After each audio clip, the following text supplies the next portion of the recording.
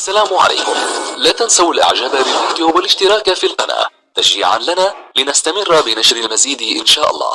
سر توقف مفاوضات مانشستر سيتي مع بن سبعيني.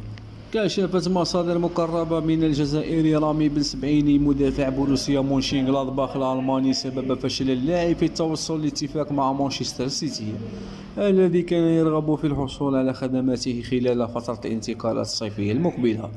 وينتهي عقد بن سبعيني مع مونشنغلادباخ في صيف 2023 حيث ارتبط اسمه بعدة أندية أوروبية على غرار أتلتيكو مدريد الإسباني وبايرن ميونخ ودورتموند. وعلم من مصادر خاصة أن مانشستر سيتي أبدى بالفعل اهتماما جديا بالتعاقد مع خريج أكاديمي سبارادو وتواصل مع اللاعب بشكل مباشر عبر شقيق المدرب بيب غوارديولا ووكيل عمله بيري. ذات المصادر أكدت أن بن سبعيني لم يرفض خوض تجربة احترافية بالدوري الإنجليزي الممتاز وطالب بضمانات للمشاركة بصفة منتظمة رفقة السيتي، وهو ما تحفظ عليه بيري ليقرر وضع حد للمحادثات.